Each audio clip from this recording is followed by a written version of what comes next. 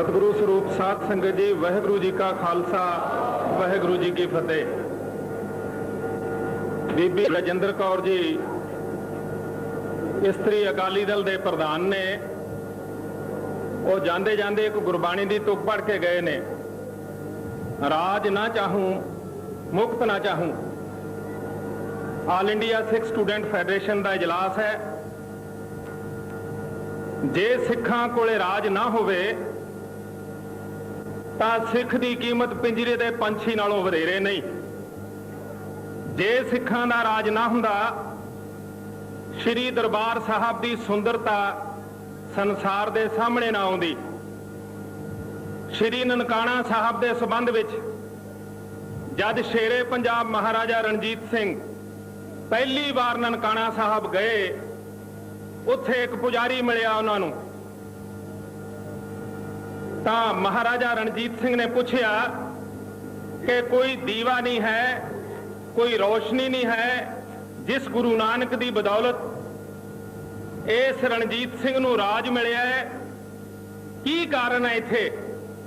उसने कहा कि मैं बड़ा गरीब आदमी हाँ, मेरे पास कोई पैसा नहीं कि मैं तेल लिया सका, कोई दीवा खरीद सका।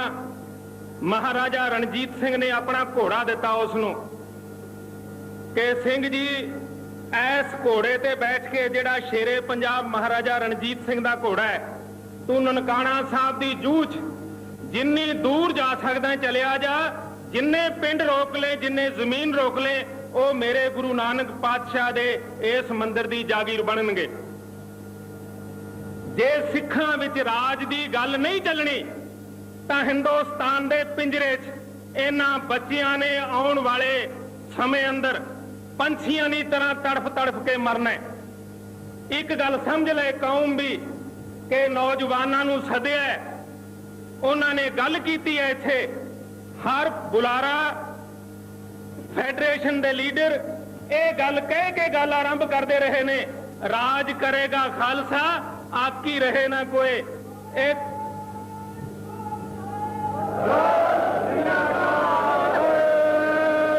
जे 900 साल गुलाम रहन वाली हिंदू कौम सैकड़े सदियां तो बाद राज की गल कर सकती है, 97 वरे सिख हिंदुस्तान च गुलाम रहे, ये आजादी की गल क्यों नहीं कर सकते? किथे बंदिश है सिखां लई? जे राज भैड़ी गल सी तां रणजीत सिंह नूं राज करन दी लोड़ नहीं सी। जे राज भैड़ी गल सी, हरमंदर साहब के मुकाबले ते श्री अकाल तख्त साहब की सिरजना नहीं सी हो सकती। जे महज धर्म की गल नाल गल चलती हुंदी तां फिर यह दोहरा सामने नहीं सी आउंदा। श्री मुखवाक भनियो गरीब नवाज, शस्त्रन के अधीन है राज, राज बिना न धर्म चले है, धर्म बिना सब गले मले है।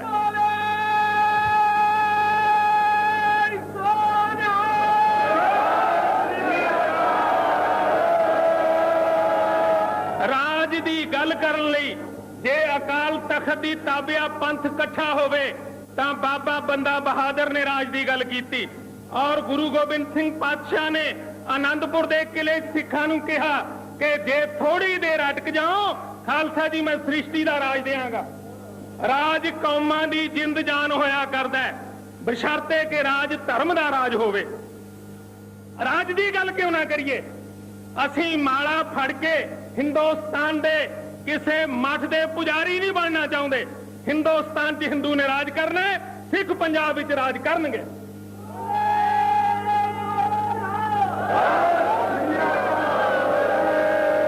गुरु कलगी वाले पातशाह ने शब्द पढ़ो उन्होंने कहा, खालसा मेरो सब जन सूरा, खालसा मेरो सतगुरु पूरा। जे खालसा पूरा सतगुरु है, वो हिंदुस्तान के हिंदू का गुलाम नहीं रह सकता। ते यहां खालसे और सतगुरु का कोई रिश्ता नहीं है। संगत के सामने कोई ऐसी तुक जिहदा अर्थ गलत निकल रहा होवे कि राज ना चाहूं मुक्त ना चाहूं। सिख राज भी चाहते हैं, सिख मुक्ति भी चाहते हैं, लेकिन गुरु दे ओट आसरे दे अधीन चाहते हैं।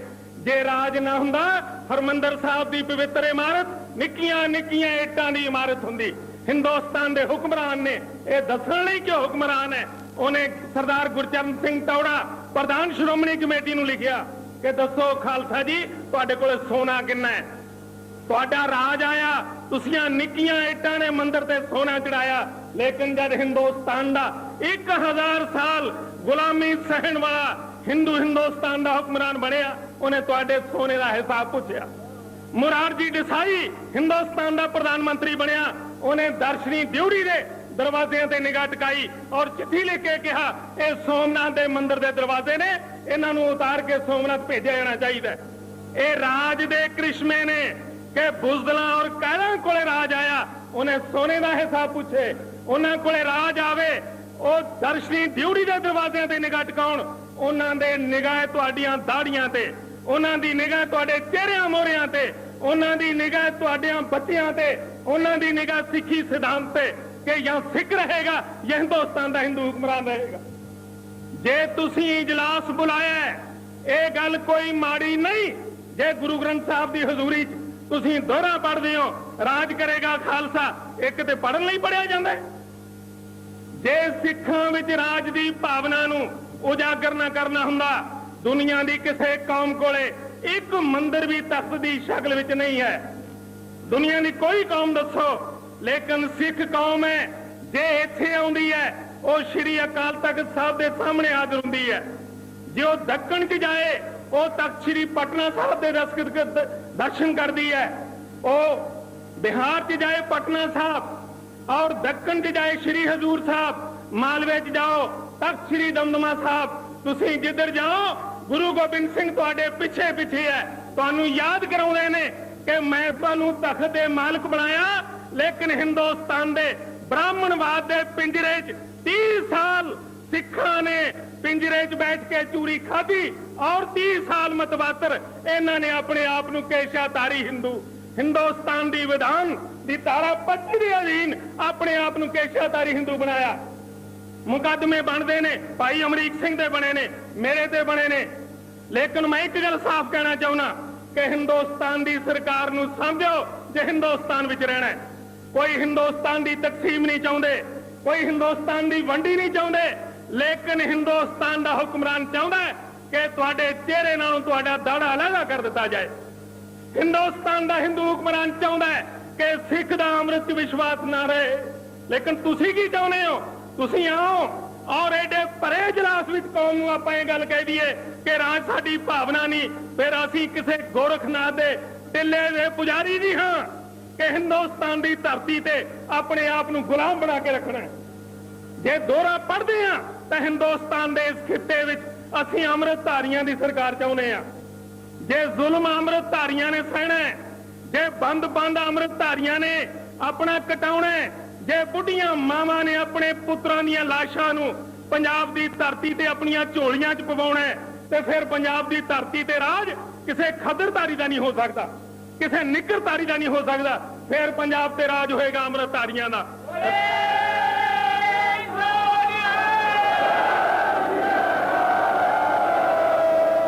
यह फैसला हिंदुस्तान की सरकार करे, उन्हें राज वोटां राही देना है, उन्हें राज ताकत राही देना है। तुसीं हिंदुस्तान नूं समझण दी गल करनी।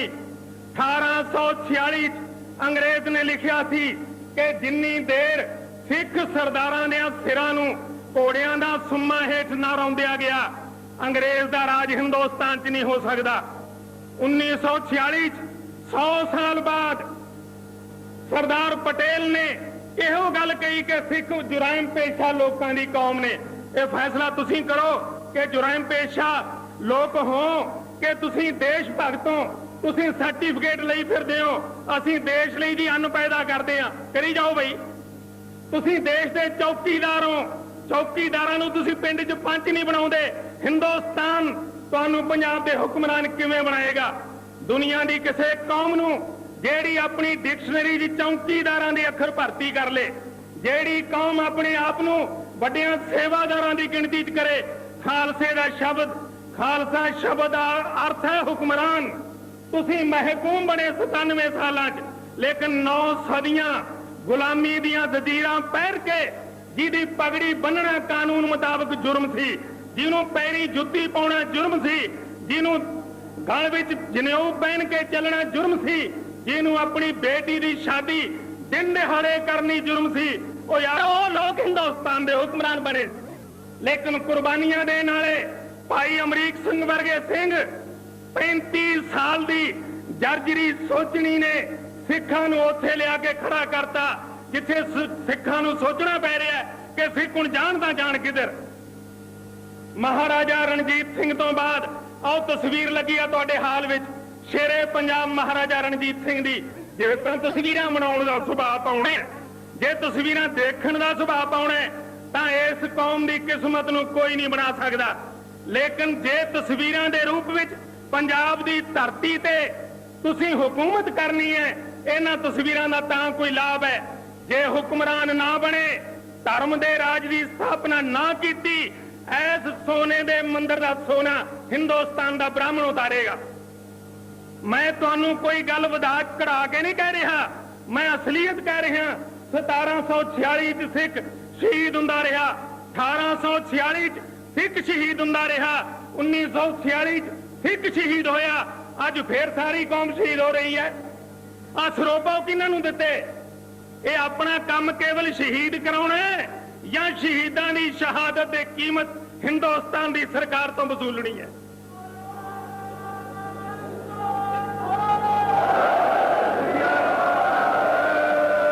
अज दे इस दिन ते मैं इस गल्लों खुश हाँ कि एक ऐसा गबरू जेड़ा गुरु गोबिंद सिंह दे पुत्र दे रूप विच कदे सरहंद दीआं दीवारां च चिणिया जांदा है, किते चमकौर दी गढ़ी शहीद हुंदा है। लेकिन गुस्सा आउंदा है जे कोई बाप पुत्र नूं युद्ध भूमि च तोरे। इत्थे गल होई भाई अमरीक सिंह दे संबंध विच कि जदों संतां ने ऐलान कीता भाई अमरीक सिंह लई सिख होया जिहड़ा गुरु वांगू चले, गुरु गोबिंद सिंह साहब ने वड्डे साहिबजादे नूं चमकौर दी गढ़ी चों तोड़िया, लेकिन कोई तीर सतगुरु ने पहली वेर नहीं चलाया। जदों छोटा साहिबजादा चलिया, सतगुरु ने रोह विच आके एक तीर मुगल फौजां दे छड्डिया, ये दस्सण लई कि चमकौर दी गढ़ी च अजे गुरु गोबिंद सिंह जिंदा बैठा है। जे तुसीं जिंदा हो, मुर्दा नहीं, हिंदुस्तान नूं दसना पएगा कि असीं मंजी साहब दे दीवान हाल विच अज तुहाडे नाल एक गल करनी चाहुंदे आ कि हिंदुस्तान ते राज करो, जम जम करो। इंदिरा गांधी करे, ओदा पुत्र करे, पोतरा करे, लेकिन असी जमुना तो अगले हिस्से दे पंजाबी बोलदे इलाके लैके बीबी जे गिणती दे आधार ते असी राज करने 500 साल सिख राज नहीं कर सकते। सिख कदे राज नहीं कर सकणगे, ये गल समझ लेनी। जदों 62% सी राज उदों ना होया, जदों 52 होए राज उदों नहीं होया। आउंदे 1991 च तुहाडी गिणती 42% रह जानी है, फिर राज देण तुहानूं कौन आएगा? बिन बल को राज न दे है, जो लय है निज बल से लय है। जे गुरु गोबिंद सिंह दे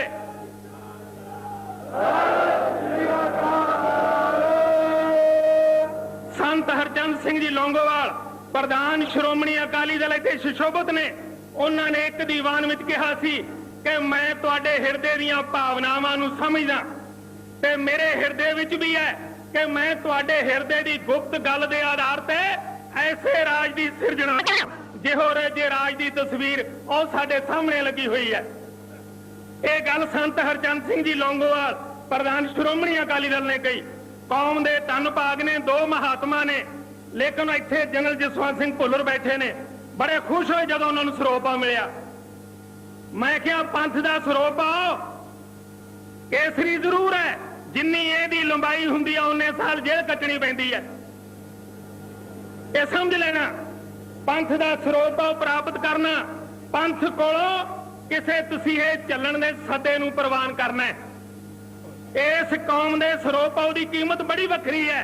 जे कीमत पुछनी है भाई अमरीक सिंह नूं पुछो, कीमत पुछनी है बाबा ठारा सिंह नूं पुछो, कीमत पुछनी है उन्हां शहीद परिवारां दीआं बच्चियां नूं पुछो जिन्हां ने हवालातां च बाप नाल बेटी नूं पा दिता गया, सौरे नाल नूंह नूं पा दिता गया, जिन्हां बच्चियां ने पट चीर के नून भर दिता गया।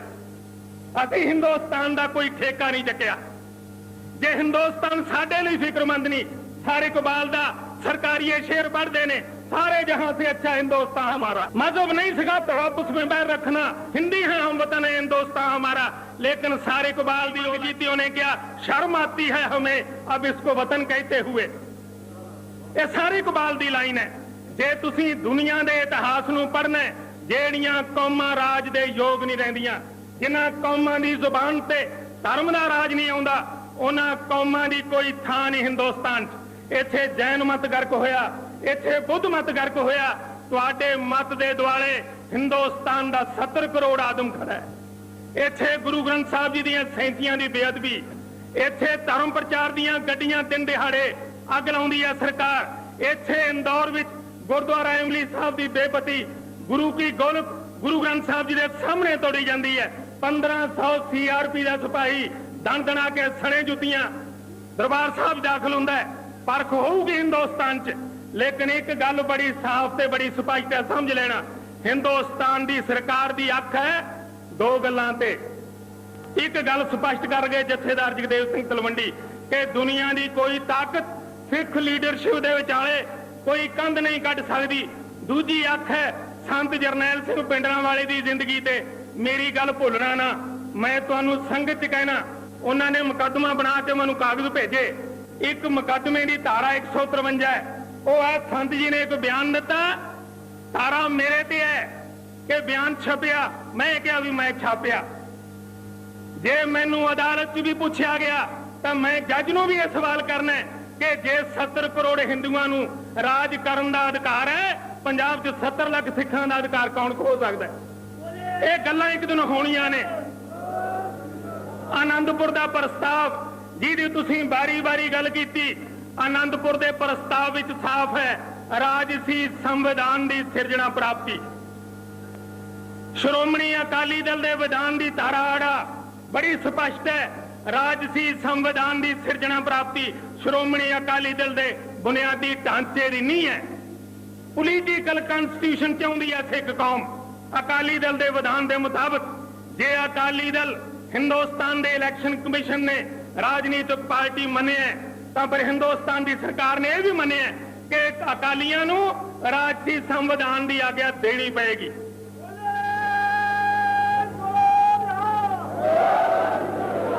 अज तुसीं आए हो एक लाइन कह के मैं अपने विचारां नूं सीमित करदा कि नौजवान बच्चे आए ने, उन्होंने मैं हाथ जोड़ के एक गल कहनी चाहना कि बुढ़े ठेरे मनुख मंजियां ते बह के कुर्सियां ते बह के नंबरदारियां नूं प्राप्त करके जीना चाहते हुंदे ने बुढ़े ठेरे मनुख। लेकिन तुसीं नौजवान बुढ़ियां ठेरियां नूं जिन्हां दी सोचनी सिखां दी कौम दे भविख नूं साड़ के सुआह करदी होवे, ऐसे बुढ़े ठेरे मनुखां नूं पंजाब दे सिख कौम दीयां मंजियां तो उठाओ। जे सिख कौम दे भविख नूं तुसीं 2-4 साल विच ना साਂਭ सके, कोई दुनिया की ताकत इन्हां मंदिरां दी पवित्रता नूं कायम नहीं रख सकेगी।